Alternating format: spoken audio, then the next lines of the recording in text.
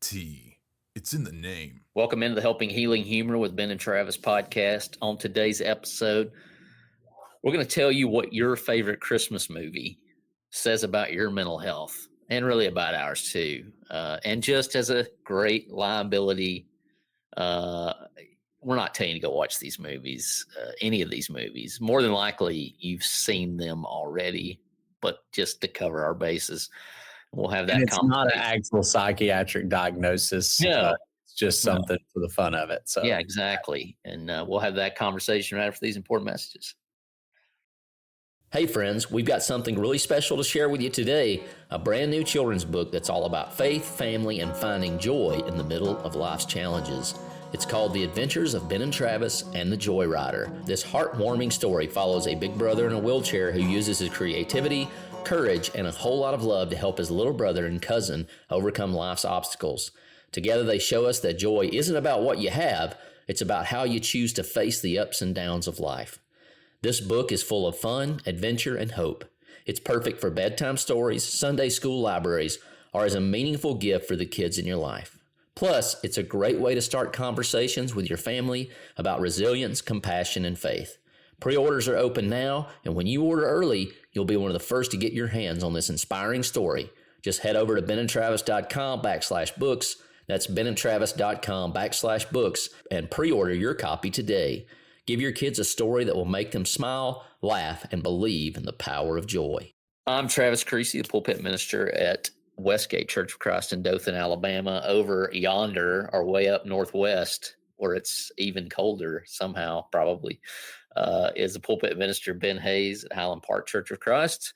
Also, campus counselor at Mars Hill Bible School, and also 3-Chord Counseling. And if you got anything else for him to do, I'm sure he would glad for you to add that to his list. Try not to. Let's not add anything else. But yes, it is cold here. I wore like 4 layers in Carline this morning, but my good friend Will Myhan dropped me off a couple of Chick-fil-A chicken minis, so I felt pretty good even in Carline today. Will, how you doing? I'm good. I dropped those off, Travis, because Amy was ticked that we walked to Chick-fil-A or walked outside to go to Chick-fil-A, and it was 13 degrees outside.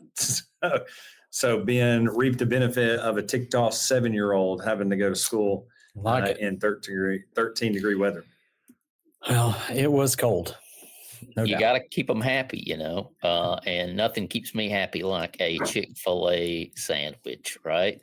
Or maybe Christmas movies. I want to tell you guys, I have been lacking tremendously in the Christmas movie department.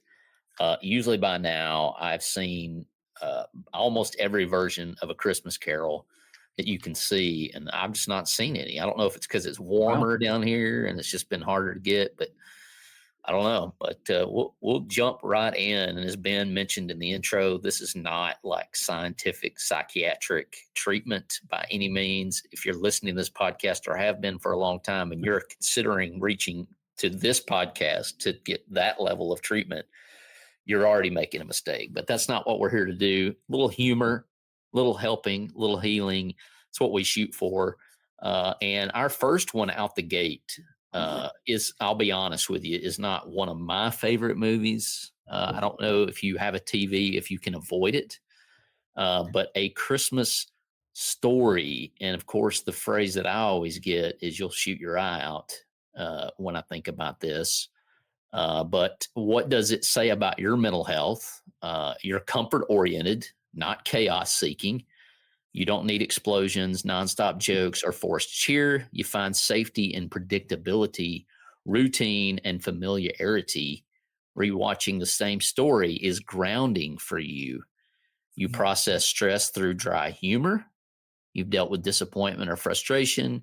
You learn to cope by not taking everything dramatic or making everything dramatic. You're nostalgia aware, but not stuck in it. Adults were confusing. Rules felt arbitrary. Small moments felt huge. You're comfortable with imperfection. You accept people as flawed, including yourself. You don't require life to be cinematic to be meaningful. That sounds like it's kind of negative on the movie. But anyways, you're independent in thought. You don't chase trends, are okay enjoying things quietly, and have a stable sense of self. Possible soft spots, but not red flags. You may minimize your own needs. It's fine, really. You might default to endurance instead of asking for help, and you can tolerate discomfort longer than you should. These aren't problems, just areas to watch. The bottom line is this: if A Christmas Story is your favorite, your mental health likely leans toward grounded, resilient, realistic, with a gentle, well earned sense of humor. You're not chasing magic. You notice meaning in small, ordinary wins. And honestly, that's one of the healthiest places to be. Well, I guess I'm not any of those things because A Christmas Story has never been my favorite. Kind of like you. I know the story. I've watched it, but it has been a long time. It is not one of the rewatched ones for me. A couple of more on this list I'll watch just about any time they come on. But you actually made A Christmas Story reference as you walked into my room earlier, right? Oh, I did. Yeah, I Yeah. really did, which is very interesting because I don't know that I would say a lot of that fits me. Some of that probably does fit me on a certain level.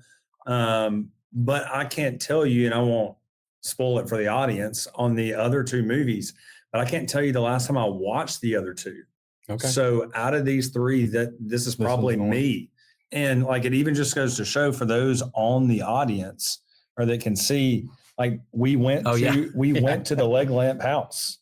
I've actually been twice. So I guess I've got to, saddle up here and accept my fate, because it seems like A Christmas Story to me was always, now I won't get into future episodes. Home Alone is our family's true Christmas, movie-thon there. But I remember Christmas Day, we rewatched this probably 15 times every Christmas.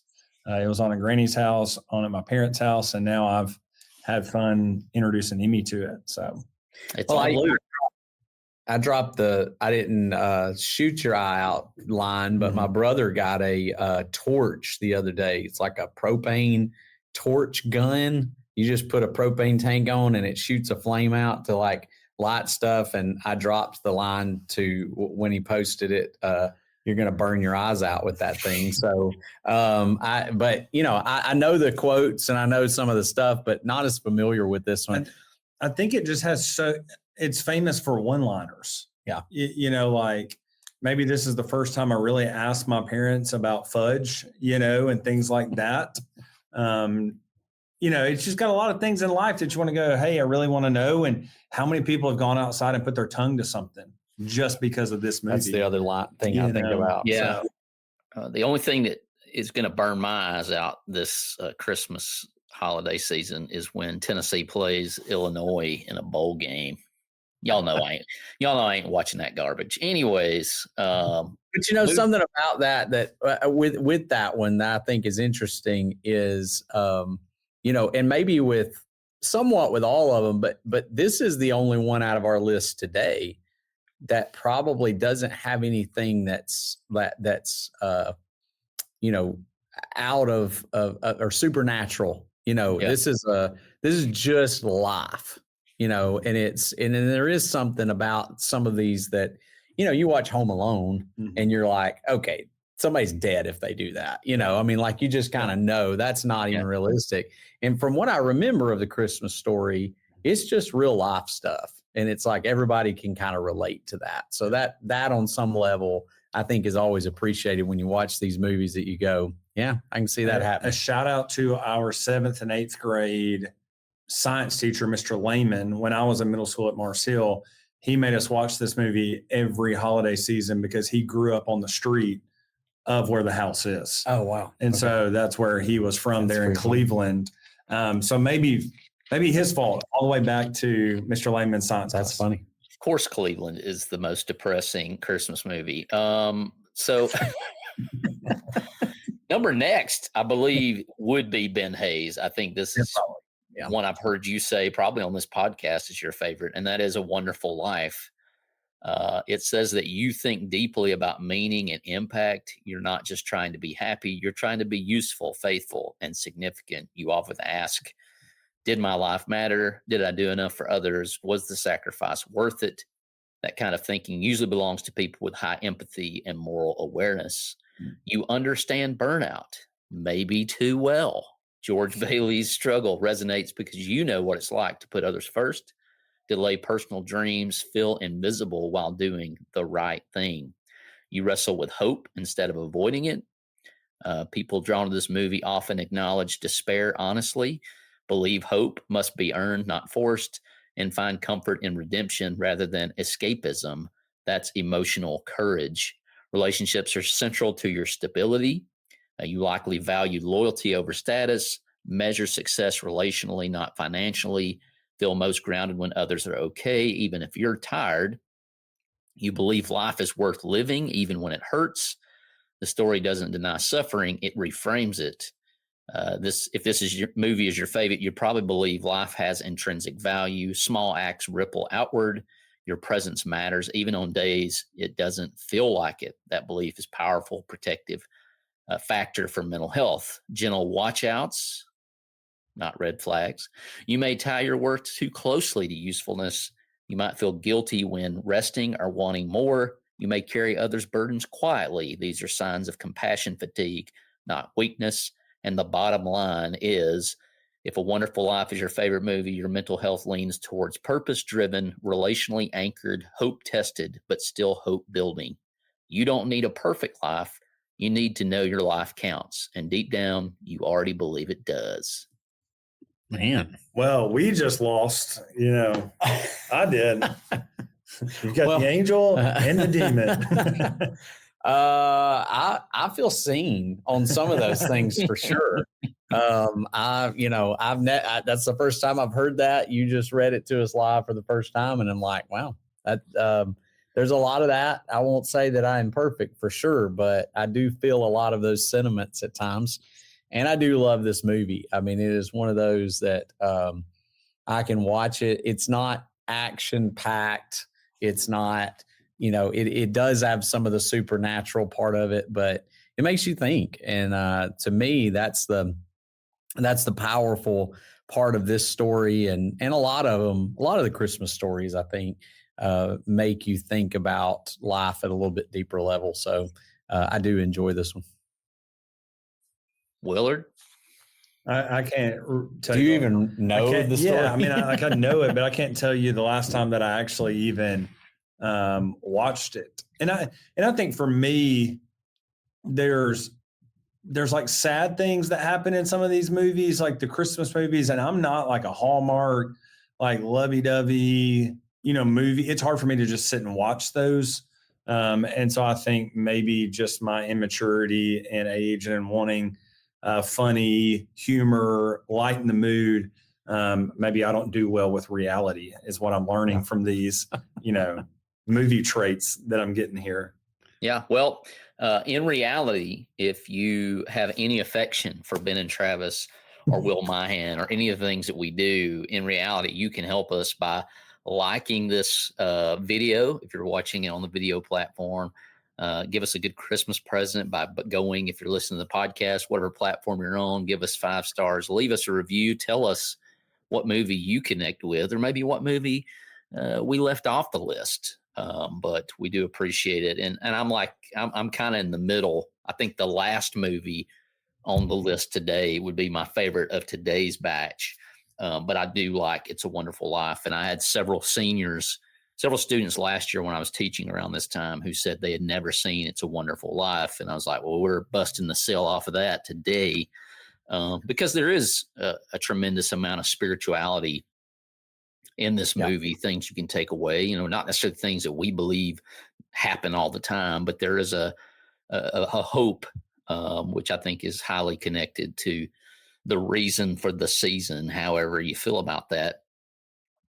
But it is one of those movies that I associate, and I can totally see Ben in that role as he's been for me, somebody who's helped me along with Will and so many others to see the hope in this life.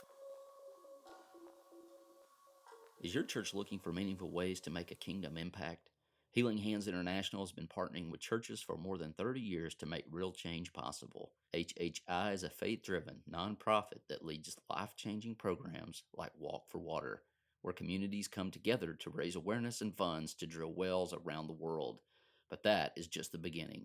HHI works to aid, equip, and empower communities around the world, teaching families how to grow sustainable gardens or helping women launch small businesses to support their families. And the best part? All of these programs are done in partnership with local church leaders, empowering gospel opportunities. There are so many ways you and your church can get involved.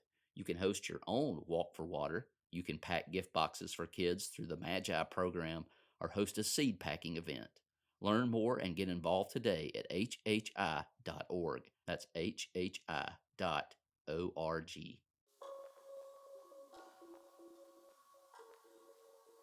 The last one that we're going to do today, interesting enough, has different versions, and we're shooting for the Disney Muppet, probably the over the top positive.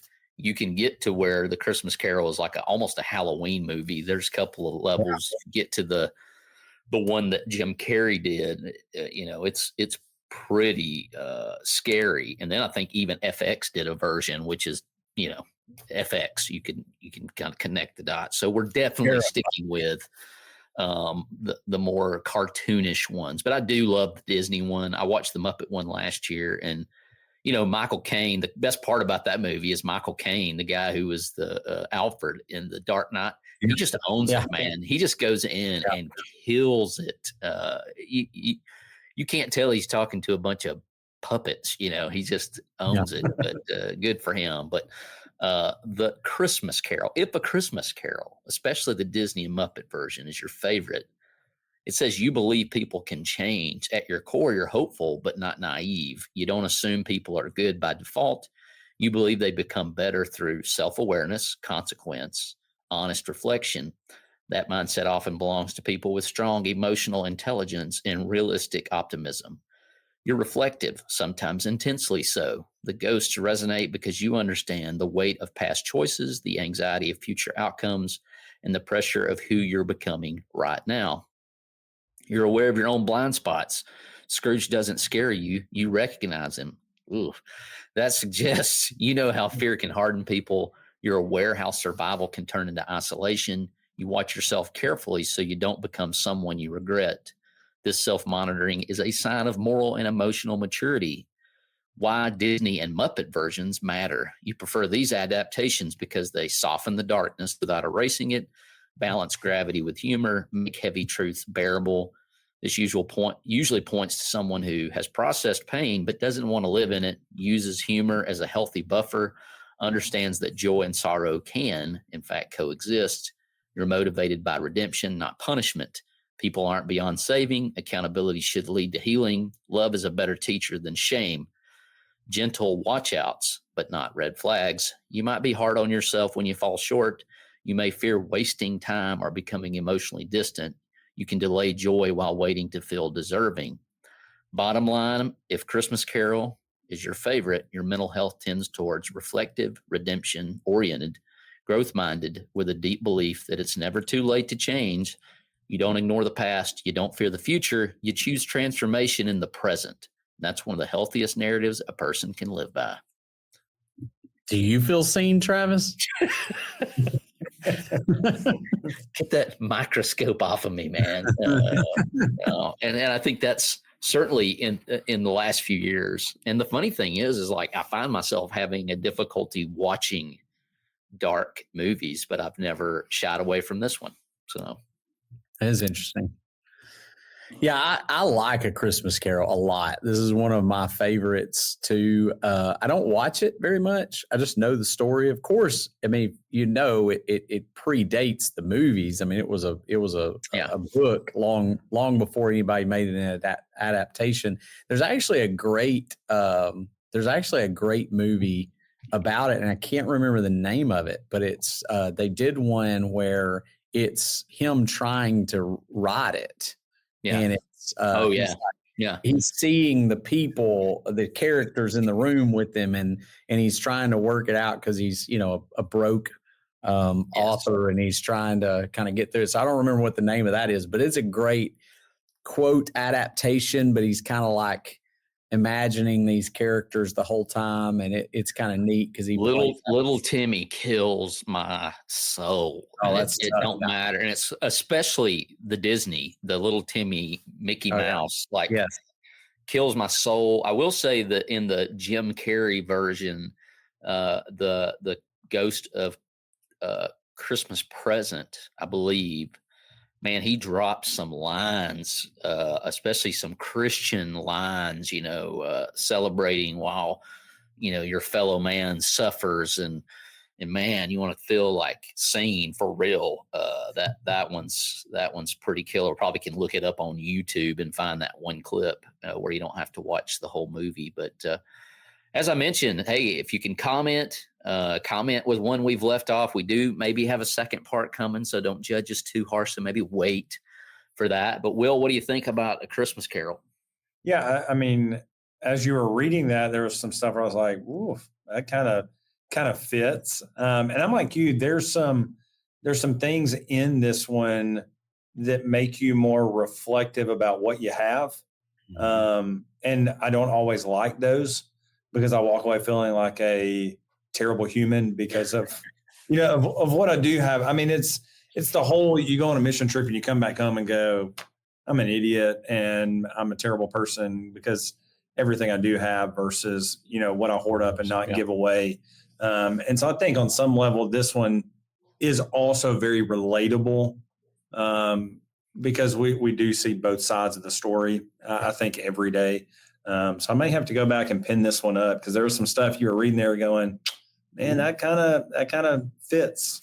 What's interesting to me is I've been reading this week The Grinch to a lot of the kids, and I don't even know if that's going to be on our list at any point. But to me, as I've read it and I've reflected on it a lot this week, it's a Christmas Carol. On some level, it's maybe a little bit more simplistic and only one area of it, but it's this guy who's coming to terms with, what Christmas really is about. And that's kind of what Scrooge does. He just has to do it through these ghosts, But, the Grinch kind of does it by seeing what happens, in the town when he takes all the presents and he turns from a Scrooge into, something different. So Jim Carrey, killing it with these Christmas movies, apparently, bringing out some of these characters. So. Yeah, and I'll go ahead and mention for those of you that are bargaining for episode 2 so that you don't kill us in the comments, I'm glad Ben mentioned The Grinch because that doesn't really make our list, but Home Alone, Christmas Vacation, Elf, and maybe a bonus. I won't reveal the bonus till episode 2. You got to tune in for that one. But guys, I appreciate your time. Hope that you and your family, I hope you got all your, I know you guys are such on top of ahead of the game. You got all your gifts. They're already wrapped. They're under the tree. The lights are dim at your house. You're ready. All you're ready is for that guy in the red suit to come down your chimney. It's on. You know it. I'm ready. I'm just hoping Kenya is. Will's pleading the fifth back there. But anyways, we'll come back at you with episode 2. Hope you've enjoyed this and hope you have a great week. Sounds good. Thanks for being with us for this episode of the Helping Healing Humor podcast. Be sure to download our free ebook, 28 Days of Focused Living, at benandtravis.com and receive all of our Helping Healing and Humor extra content directly in your inbox. We look forward to having you join us at the same Ben and Travis time, same Ben and Travis channel.